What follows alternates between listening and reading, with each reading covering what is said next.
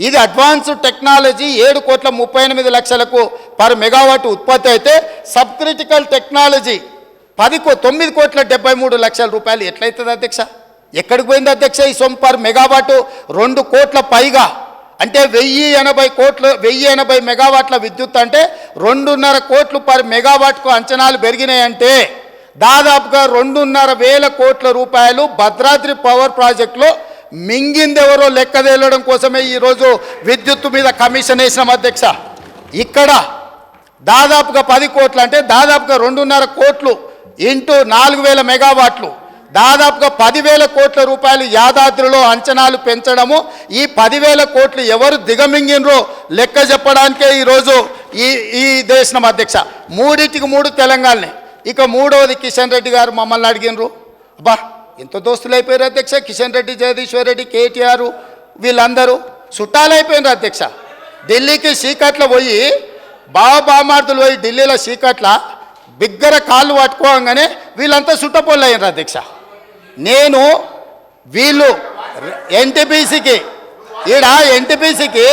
వీళ్ళు 4,000 మెగావాట్లకు కాంగ్రెస్ అనుమతి ఇస్తే 1,600 మెగావాట్లు మాత్రమే ఉత్పత్తి చేయడానికి అనుమతి ఇచ్చి 2,400 మెగావాట్లు ఉత్పత్తి చేయడానికి ఎన్టీపీసీకి 10 సంవత్సరాలు వీళ్ళు అనుమతి ఇయ్యలే.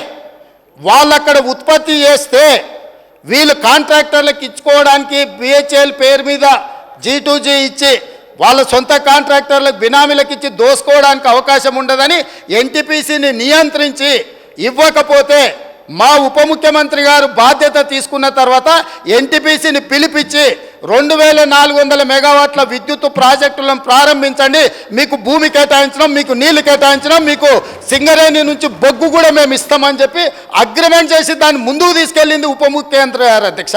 వాళ్ళు కాదు, ఎన్టీపీసీని కూడా దోకా చేసి తెలంగాణ నిండా ముంచి కమిషన్ల కక్కుర్తిపడి ముంచుతుంటే ఎన్టీపీసీకి అనుమతి ఇచ్చింది కాంగ్రెస్ పార్టీ. రికార్డులున్నాయి, మీరు రికార్డులు తీసి సభలో పెడతాం అధ్యక్ష. ఇవాళ పవర్ పర్చేజ్ వాళ్ళు ఫస్ట్ ప్రిఫరెన్స్ ఎన్టీపీసీ ఏది ఉత్పత్తి చేసినా ఇక్కడ ఉండే స్టేట్కు 85% ఇవ్వాలి. ఆ 85% మీరు ఒప్పందం చేసుకుంటారని మా దగ్గరికి వాళ్ళు వచ్చారు, తెలంగాణ రాష్ట్ర ప్రభుత్వం దగ్గరికి, విద్యుత్ శాఖ దగ్గరికి. మేము అంచనాలు వేసినాం. ఇవాళ మార్కెట్లో ₹5.30 మాకు విద్యుత్తు ఒప్పందాలు జరుగుతున్నాయి, విద్యుత్తు దొరుకుతుంది అధ్యక్ష. వాళ్ళు ఈరోజు పని ప్రారంభిస్తే ఒక 4 నుంచి 5 సంవత్సరాలు పడుతుంది అధ్యక్ష వాళ్ళ ప్రాజెక్టు పూర్తి కావడానికి. ఆ రోజుకు ఈ ప్రొడక్షన్ కాస్ట్ మొత్తం లెక్కేస్తే ₹8 నుంచి ₹9 పర్ యూనిట్ ఈరోజు ఒప్పందం చేస్తే పడుతుంది. ఈరోజు అంత అత్యధికంగా ధర పెట్టి విద్యుత్ ఒప్పందం చేస్తే సంస్థకు లాభం జరుగుతుందా, నష్టం జరుగుతుందా, మేము అంచనాలు వేసుకొని మీ దగ్గరకు వస్తాము.